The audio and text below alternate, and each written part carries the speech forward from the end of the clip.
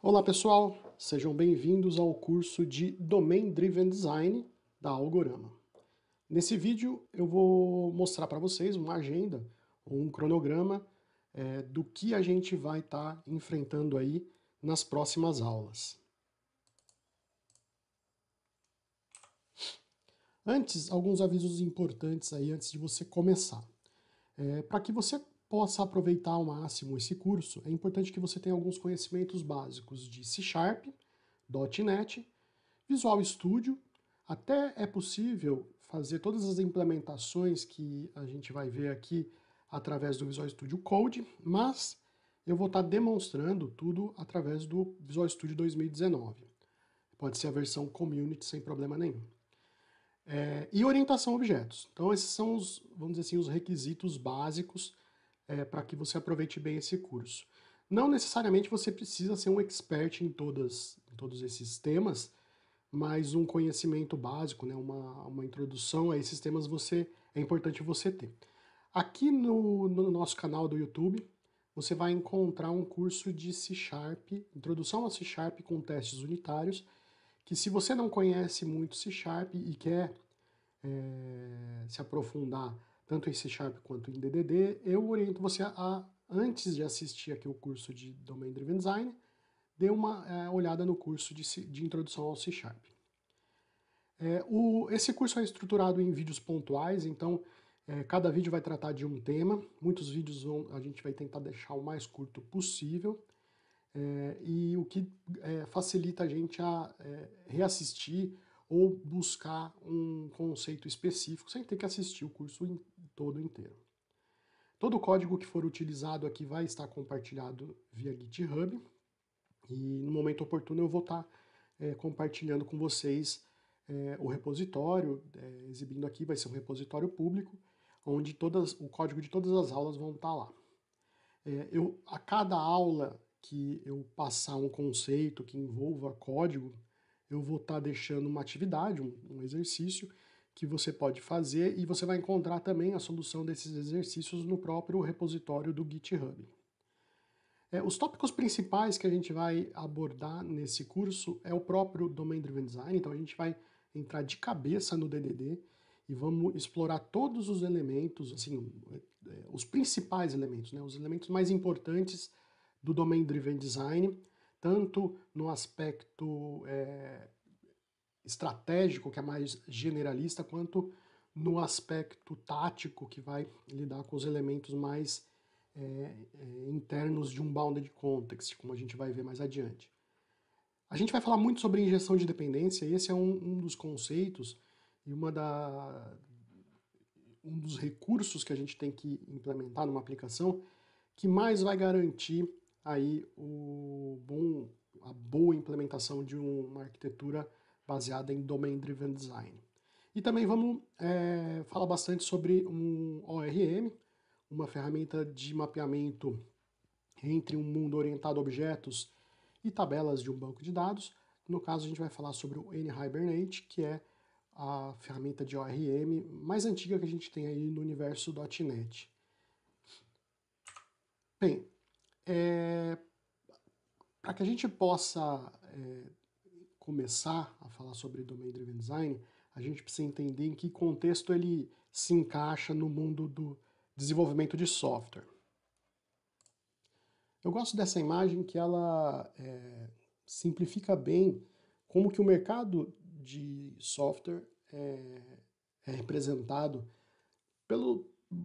por todos os seus atores, vamos dizer assim, né? Então aqui a gente consegue entender como que o usuário e o cliente final enxerga o desenvolvimento e como que o desenvolvedor ou o provedor de software enxerga. Então a gente tem alguns universos aqui, né? Você tem o universo da qualidade, você tem o universo aqui do preço, que tenta sempre trazer para o menor custo possível. Você tem o universo aqui da performance, ou da rapidez com que você entrega o produto, o projeto.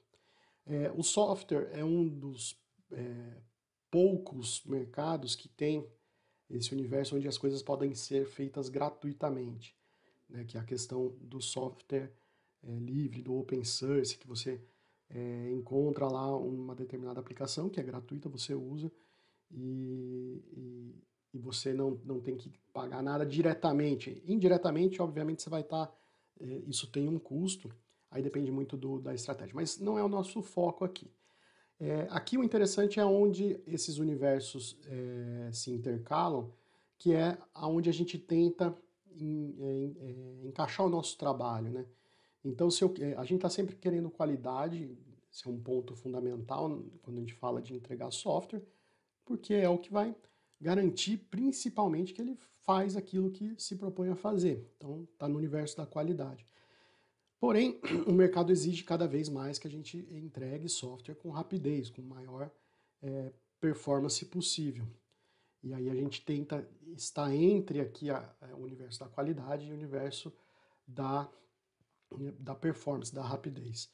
E o cliente, né, o usuário, né, quem vai pagar por isso, ele tenta puxar para o lado dele e trazer para o mais rápido possível. Desculpa, para o mais barato possível, além de ser rápido.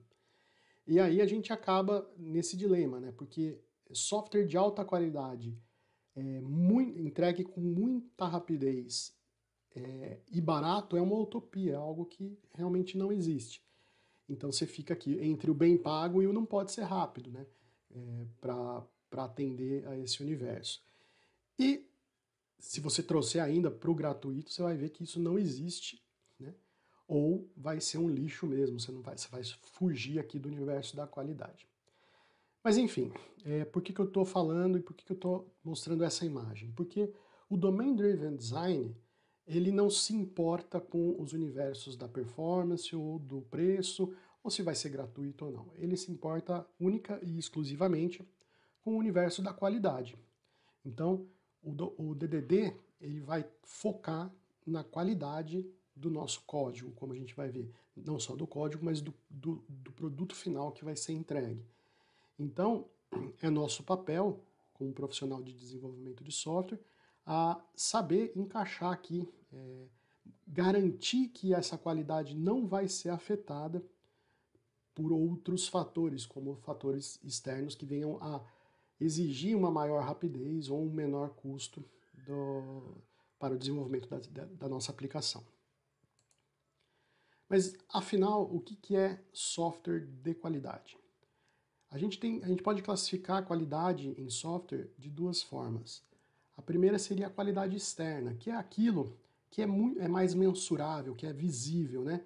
Então, que é algo que o usuário pode determinar se o software é bom ou não. Então, basicamente, se o software atende aos requisitos, né? Se ele funciona conforme ele tem que funcionar, esse já é o primeiro ponto de qualidade, né? O mínimo de qualidade aí exigida. Se esse software tem recursos visuais, de interação, de usabilidade, se ele entende como que o usuário para que possa oferecer para ele uma interface que vai dar para ele, vai oferecer uma riqueza de recursos sem atrapalhar ele, sem exigir muito treinamento. Então, essas questões são importantes e são visíveis e fazem parte da qualidade externa. E outros dois pontos que sempre são muito importantes e que são visíveis também e entram como qualidade externa é a questão da performance e de segurança. Então, todo software que se preze como um bom software precisa oferecer performance, precisa dar velocidade nas suas operações e precisa ser seguro, principalmente hoje em dia que a gente tem tanto problema de segurança em software em si. Isso é a qualidade externa, isso é o que o usuário pode enxergar e dizer para a gente, né? E ele mesmo atestar se o software é de qualidade ou não. E aí a gente tem a qualidade interna, que é aquilo que o usuário final não enxerga, que quem enxerga são os desenvolvedores ou as pessoas envolvidas com o desenvolvimento. Então, como que a gente mensura, como que a gente pode entender a qualidade interna? Então, alguns pontos aqui, alguns indicadores, né, que vão dizer para a gente se o nosso software tem uma boa qualidade interna ou não. A primeira coisa que a gente observa é se ele tem uma expectativa de vida alta. Isso está muito ligado à qualidade da arquitetura e do código que foi escrito, ou seja, será que eu vou ter que reescrever o meu software daqui 2 ou 3 anos? Será que eu consigo manter esse código por mais de 5 anos? Então, a qualidade de vida, a expectativa de vida está muito relacionada à qualidade do código que foi escrito. Por quê? Porque o software nada mais é que um organismo vivo, se você principalmente atende mercados que vão te dar essa manutenção, te dar um feedback e te apontar problemas e apontar melhorias na sua aplicação. Então, a todo momento você vai ter que fazer manutenções desse software. E se a manutenção é fácil de fazer, significa que o código é bem feito, ele foi pensado para viver por mais tempo sem eu ter que reescrever ele. Tá? Uma outra questão importante aqui, um indicador, é a reusabilidade. Então, reusabilidade não tem diretamente a ver com Domain Driven Design, é uma boa prática em qualquer ambiente em que se preze pelo desenvolvimento de software, que é você não se repetir dentro do código, você não ter código repetido dentro da sua aplicação. É isso que a gente chama de reusabilidade. E é óbvio que quanto mais reusabilidade a gente tiver, menos repetição de código a gente tiver dentro de uma base de código, melhor é a qualidade desse código. Aqui um ponto importantíssimo é se a gente adota padrões de mercado, e aí entra diretamente o Domain Driven Design. E por que padrão de mercado é importante? Porque não basta ser fácil de manter o software para quem desenvolveu ele. Ele tem que ser fácil ele tem que oferecer uma fácil manutenção para pessoas que venham a entrar na equipe depois. Então estamos falando de um software que tem que sobreviver há anos. E a gente sabe que as pessoas mudam de emprego e eventualmente a gente tem que treinar pessoas novas para ajudar e a manter esse software vivo aí e em funcionamento. E isso é possível se você adota padrões de mercado que são entendidos por várias pessoas, né? Então, se eu uso Domain Driven Design, C Sharp, .NET na minha aplicação, eu uso isso de uma forma intensa, né? Com bastante critério. Se eu contratar uma pessoa que entenda de C Sharp e .NET e conheça os conceitos do Domain Driven Design, facilmente essa pessoa vai ser treinada para dar manutenção no meu sistema. Tá? Então a questão dos padrões é importantíssima. E os padrões bem adotados vão gerar um outro item importante, que é o baixo acoplamento. Então o desacoplamento das partes, das camadas da minha aplicação é uma outra questão que vai garantir uma alta vida, né? Uma alta expectativa de vida. Por quê? Porque se a gente conseguir manter um baixo acoplamento, eu tenho condições de trocar tecnologias sem ter que reescrever a parte mais importante do meu software, que é onde reside ali o modelo de dados e as regras de negócio, é o que a gente chama de domínio. Então, o baixo acoplamento ele é atingido através do uso de padrões e é ele que vai garantir que a gente consiga deixar tudo que é tecnologia externa, que não da nossa alçada, ou seja, uma ferramenta de um terceiro, um framework que a gente open source que a gente use para, por exemplo, fazer emissão de boleto, esse tipo de coisa, estando isolado, lá na frente, quando eu tiver que substituir isso por uma mudança tecnológica, eu não tenho que reescrever todo o meu software. Então, esses são os pontos que eu considero mais importantes aí sobre qualidade interna. E o Domain Driven Design, ele está muito focado em manter a qualidade interna, em garantir essa qualidade interna através do uso dos seus padrões. Por último, falando ainda de qualidade, a gente tem que dizer, né, é importante falar sobre o controle de qualidade. Como que a gente garante a qualidade nesse universo? Através de testes unitários. né? A qualidade interna ela vai ser garantida através de testes, tanto unitários quanto de integração, mas principalmente os testes unitários. Agora vamos dar uma visão geral aqui, né, da arquitetura que a gente vai ver nesse curso. Então a gente vai ter, em primeiro lugar, o Domain Driven Design, e é onde a gente vai focar mais o conteúdo desse curso. Aí a gente sabe que o Domain Driven Design, quando a gente pensa numa estrutura de camadas, então o DDD aqui, ele está representando para a gente aqui a camada de domínio, mas que também é necessário ter uma camada de infraestrutura para garantir aí o funcionamento completo da aplicação. A gente vai ter uma camada de uma API que vai representar aqui para a gente uma camada de aplicação, tá?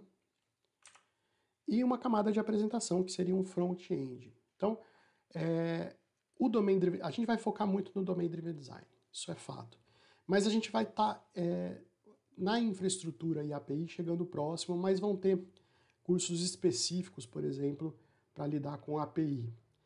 Na questão da infraestrutura, a gente vai focar muito em como que as informações do meu domínio vão ser persistidas no banco. Então a gente vai estar usando um ORM para isso. E no mercado, na plataforma .NET, a gente tem algumas opções. A principal seria esse Entity Framework, mas que não está em destaque aqui porque não é o que a gente vai usar. O Entity Framework, ele é nativo da plataforma .NET, então ele seria a escolha óbvia se você está usando o .NET. Mas por que nós vamos usar NHibernate? Porque o NHibernate, no meu ponto de vista, é uma ferramenta muito mais madura e está no mercado há mais tempo que o Entity Framework.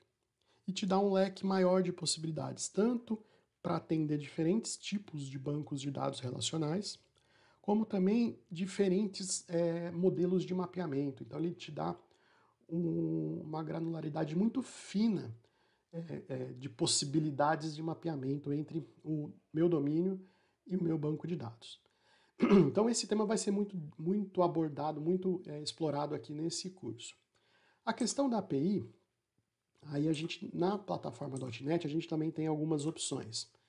Então a gente pode implementar uma API usando um tipo de projeto do .NET chamado Web API, que é a escolha natural, que permite a gente fazer uma implementação REST da nossa API, mas a gente tem outras opções. Você pode fazer usando WCF puro, você pode implementar usando Web Service, o que já está entrando em desuso e já nem faz parte mais das novas versões do .NET, tá?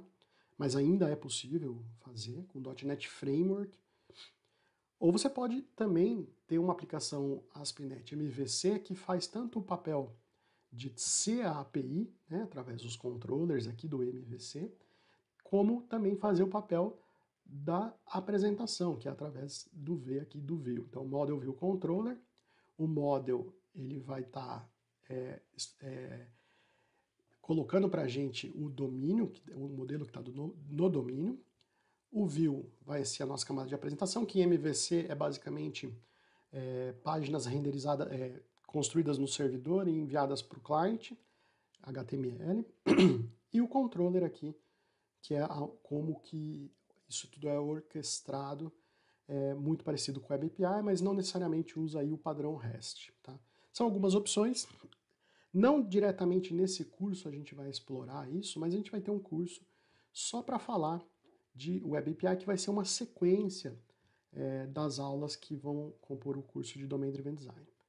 E na camada de apresentação, aí falando em .NET também, a gente tem algumas possibilidades.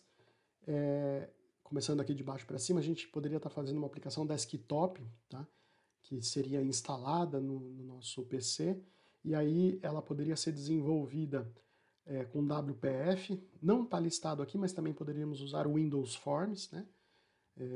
E usando essa arquitetura, ou seja, fazendo com que essa aplicação desktop converse com o meu back-end através de uma API que expõe um meu domínio. Isso é amplamente possível. E aí veja que todo o meu domínio, infraestrutura e API consegue atender a diferentes cenários na camada de apresentação. Isso é o que a gente preza pelo desacoplamento, né? A gente poderia estar usando o ASP.NET MVC, e aí seria basicamente unir as duas coisas, né? Então eu teria o ASP.NET MVC aqui, e aí eu não teria uma API para expor isso para a gente. Poderia até ter, tá? Existem arquiteturas que expõem uma API e faz o ASP.NET MVC conversar com a API. É possível, dá uma camada a mais de desacoplamento, e em alguns casos é uma camada de segurança também, mas na grande maioria das implementações o que se faz é implementar um projeto ASP.NET MVC que faz tanto o papel da apresentação quanto o papel da API. Tá? A gente poderia estar fazendo uma aplicação mobile usando o Xamarin, os Xamarin Forms, tá? do .NET, ou, que é o que a gente vai abordar aqui futuramente, a gente usar a tecnologia Blazor. Então, rapidamente, Blazor, o que é? É um novo framework da Microsoft que permite com que a gente desenvolva front-end usando C# e que esse código C# seja executado no browser através de uma tecnologia chamada WebAssembly. Não vou entrar muito em detalhe nisso agora, vai ter muito o que dizer sobre Blazor mais adiante. Mas hoje em dia, né, estamos falando em 2021, se você quer montar uma arquitetura na plataforma .NET, com Domain Driven Design, mas você quer ser full stack em .NET, em C#, Blazor é a escolha natural e a melhor saída, tanto para desenvolvimento de aplicações web, como para desenvolvimento de aplicações desktop ou mobile.